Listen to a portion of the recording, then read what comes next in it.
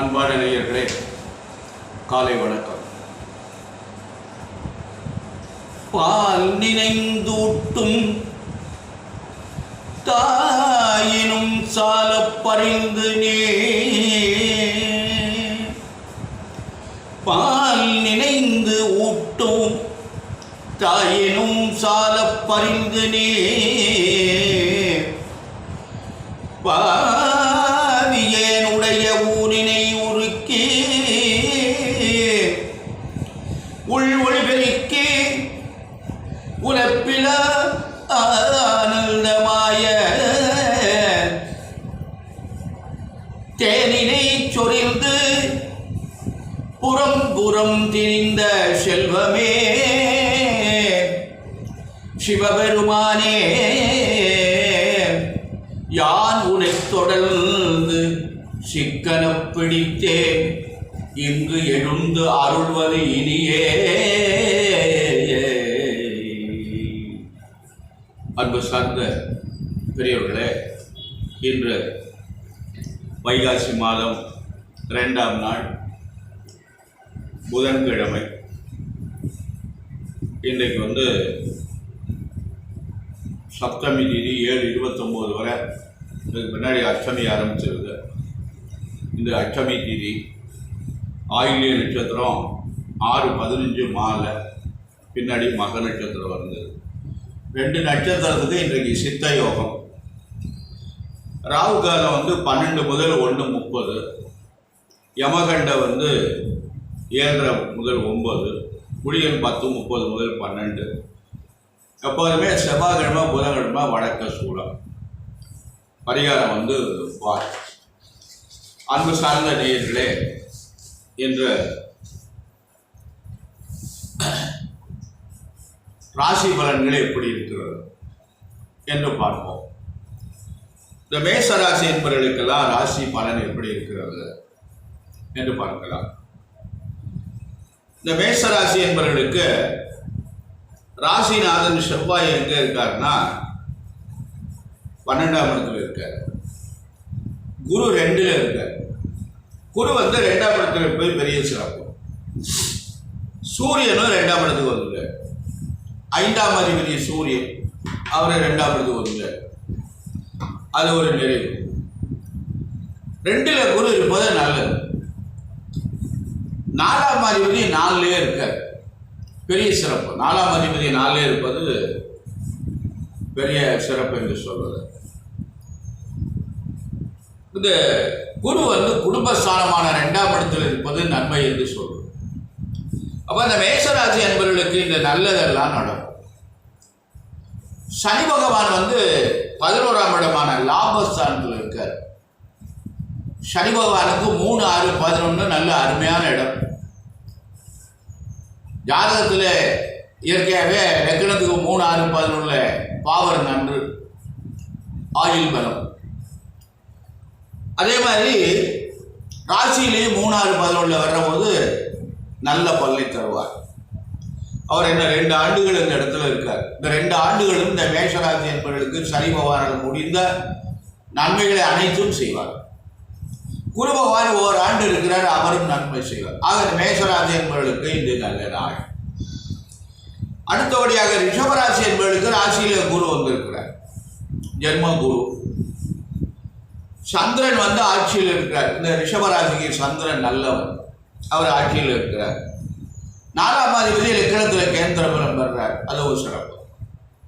ஆனால் இந்த ஜென்ம குரு அவர் என்ன பண்ணுவார்னா, ஏதாவது பிரச்சனையில உண்டு பண்ணுவார். ஆனால் அவர் பார்க்குற இடங்கள் எல்லாம் நல்லா இருக்கும்.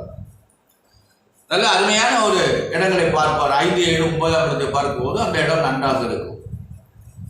அதனால மேஷராசி என்பவர்களே கொஞ்சம் கவனமாக நடந்து கொள்ளுங்கள், பிரச்சனைக்கு ஆளாகி விடாதீர்கள். மிதுன ராசி என்பவர்களே உங்களுக்கு 10ல் ராகு இருக்கார். 10ஆம் இடத்துல ராகு இருக்கிறது தொழிற்சாலம் நிறைவாக இருக்கும். உங்களுக்கு 2ஆம் அதிபதி பலமா இருக்காரு சந்திரன், பொருளாதார கஷ்டம் வந்துறாரு. 5 கூடியவர் 11ஆம் இடத்துல லாபஸ்தானத்தில் இருக்கார், அது ஒரு பெரிய சிறப்பு. ராசிநாதன் போய் 11ஆம் இடத்துல இருக்கார். இதெல்லாம் நல்ல. புதனும் சுக்கிரனும் 11ஆம் இடத்துல இருக்கார். ராசிநாதனும் 4ஆம் அதிபதி 5ஆம் அதிபதி சேர்ந்து இந்த இணைவு வந்து ஒரு நல்ல இணைவு. ஆனால் குரு 12ஆம் இடத்துல இருக்கார். அவர் தேவையில்லாத விரயங்களை ஏற்படுத்துவார். அதனால் கவனமாக நடந்து கொள்ளுங்கள். தொழில் நன்றாக இருக்கும். நல்ல விரயங்களாக செய்யுங்கள். சுபகாரியத்தை பண்ணுங்கள். அடுத்தபடியாக கடகராசி என்பவர்களே, உங்களுக்கு ராசியிலே ராசிநாதன் ராசியிலே இருக்கார். அது ஒரு பெரிய நிறைவு. அடுத்து குரு வந்து 11ஆம் இடத்துல இருக்கார். லாபஸ்தானத்தில் இருக்கார். 2ஆம் அதிபதியும் 11ல் இருக்கார். கடகராசி என்பவர்களுக்கு இது ஒரு நல்ல நாள். 10ல் புதன் சுக்கிரன் இருக்காங்க. 4ஆம் அதிபதி 10ல் இருக்காங்க. சனி வந்து அஷ்டம சனி நடந்து கொண்டு இருக்கிறது. இந்த அஷ்டம சனி காரியங்களை தடைப்படுத்துவார், தாமதமாக்குவார் என்று சொல்லலாம். ஆகவே அன்பான நேயர்களே, கடகராசி என்பவர்களுக்கு உங்களுக்கு நல்ல நாள், நல்லது நடக்கும், நல்ல காரியங்கள் தான் நடைபெறும். இந்த அஷ்டம சனி நடக்கிறதுனால நீங்க சனி பகவானுடைய வழிபாடு உங்களுக்கு ஒரு நல்லது. சனி பகவானுடைய பாடல்கள், கோடல் திருப்பதிகள் பாராயணம் செய்யுங்கள். தடையின்றி காரியங்கள் நடைபெறும்.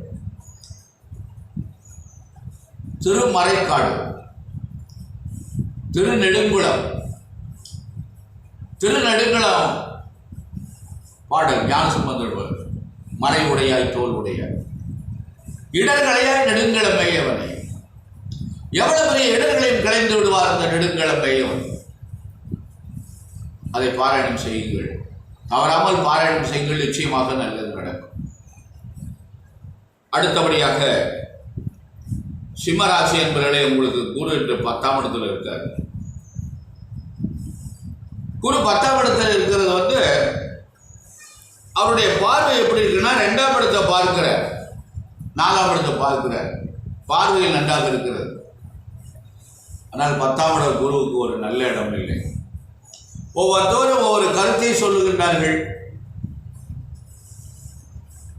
எனக்கு தெரிந்தவரை இந்த குரு 10ஆம் இடம் ஒரு சிறப்பு இல்லை.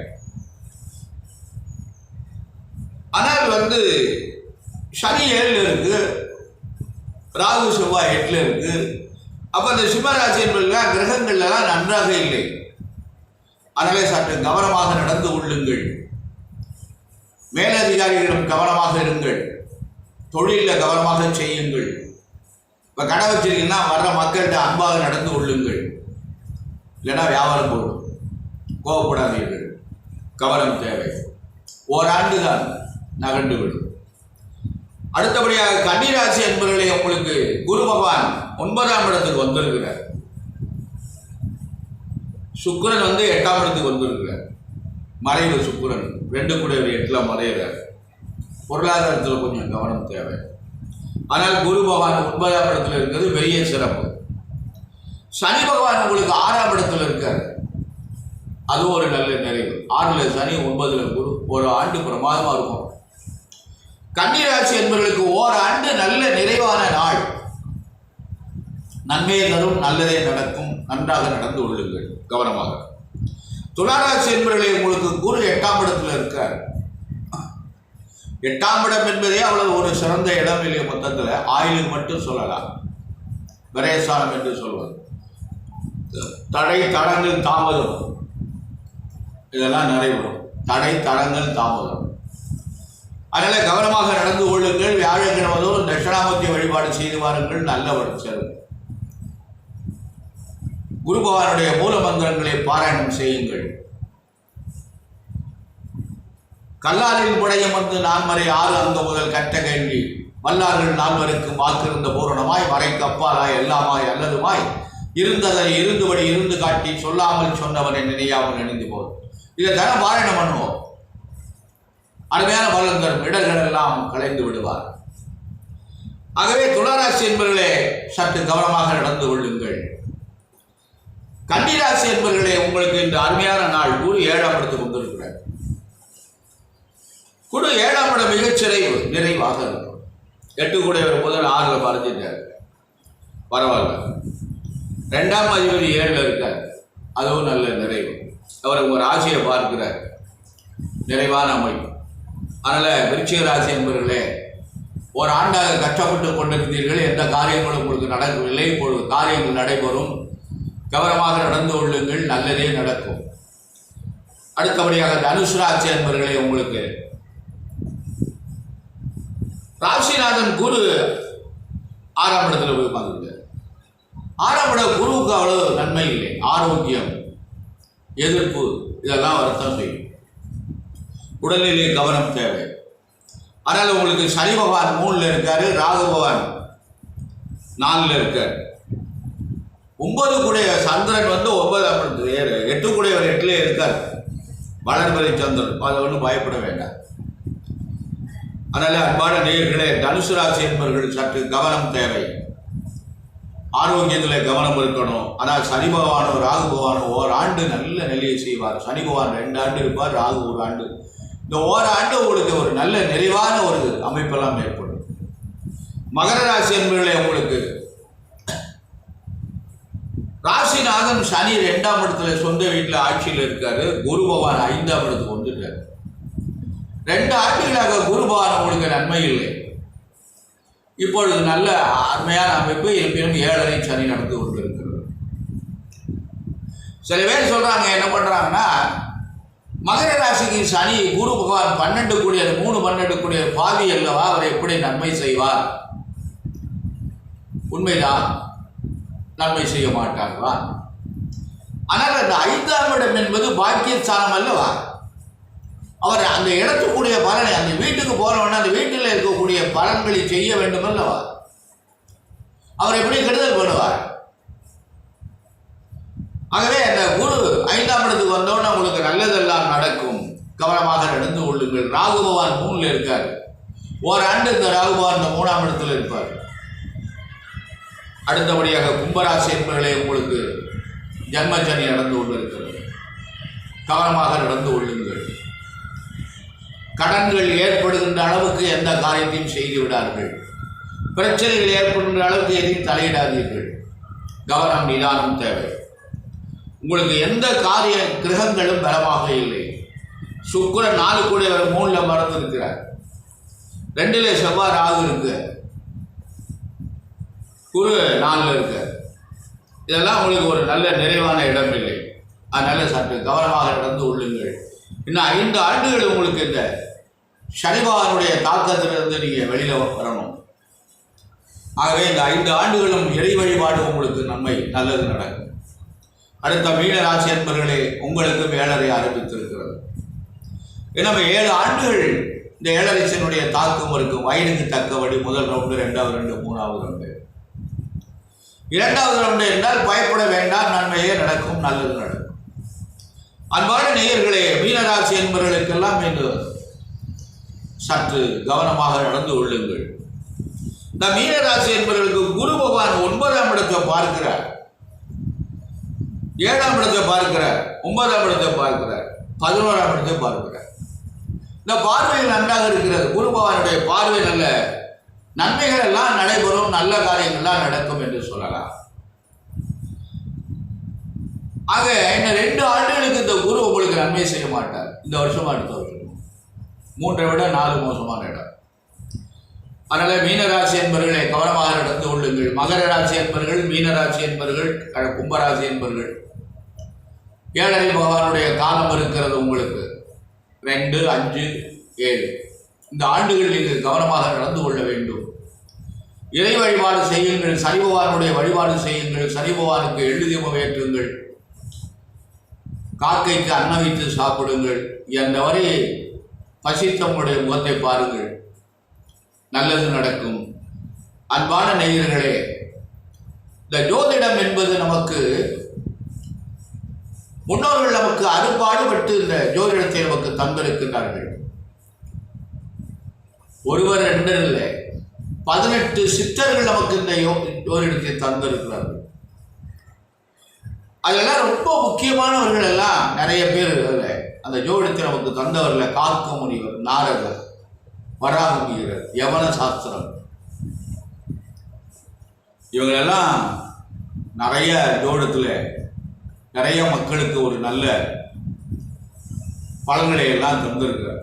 மகாகவி காளிதாசன் புத்திர காலாமிர்தம் என்ற ஒரு நூலை இயற்றியிருக்கிறார்.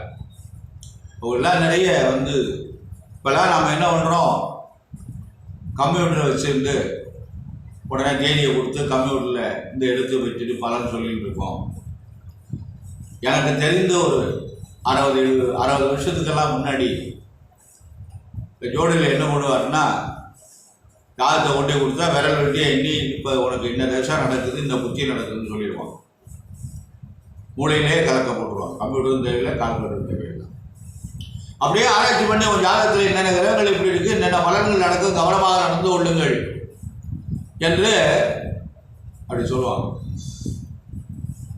அதாவது அந்த காலத்தில் என்ன பண்ணாங்கன்னா, தர்மத்தை தவிர வேற எதுவும் அவர்களுக்கு தெரியாது, அறத்தை தவிர வேற எண்ணமும் தெரியாது. அவர்கள் நீதி தவற மாட்டார்கள், அறவழியிலே தான் நடப்பார்கள். அந்தணன் என்றால் அறவோர். அறம் தர்மம் செய்கின்றவர்கள், தர்ம வழியிலே நடக்கின்றவர்கள் அந்தணன். காலையில எழுந்து குளிச்சு விட்டு ஸ்நானம் செய்து திருநீரை அணிந்து கொண்டு சந்தியாவந்தனம் செய்து நித்தியபடி பூஜை செய்து பாராயணம் செய்து அவனுக்கு இட்ட வழியில இருந்து அதுக்கு மேல் அவருடைய பணியை தொடங்குவார். இப்பொழுது எனக்கு ஒரு நண்பர் போன் பண்ணார், என் பையனுக்கு என்ன கல்யாணம் ஆகலைன்னு போடணும். அப்போ அவர் ஜாதகத்தை அனுப்புறாரு, 7 சனி இருக்குவார், கல்யாணம் ஆகலை, 35 வயசுக்கு மேலே ஆயிடுச்சு. ஆனால் வேதங்கள் அனைத்து படித்திருக்கிறார். நான் சொன்னேன், ஆஞ்சநேயர் வழிபாடு பண்ணுங்க, வேதம் படிச்சிருக்காருங்க, ஆஞ்சநேயர் மூலமந்திரம் பாராயணம் பண்ண சொல்லுங்க, வேதங்கள் முறையாக பாராயணம் பண்ண சொல்லுங்க, சந்தியாவந்தனம் பண்றாரு, அதுக்கெல்லாம் அவருக்கு நேரமே இல்லை அப்படின்னாரு. கொடுப்பா காலையில் இருந்தோடனே சீக்கிரமாக வேலைக்கு போயிடுவார், 4 மணிக்கெல்லாம் அது வேலைக்கு போயிடுவார், ராத்திரி 10 மணிக்கு தான் வருவார்.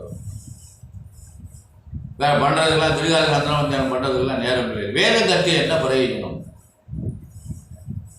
சம்பாத்தியம் ஒன்றுதான் குறிக்கோளா? அறவழி குறிக்கோள் இல்லையா? எப்படி திருமணம் நடைபெறும்?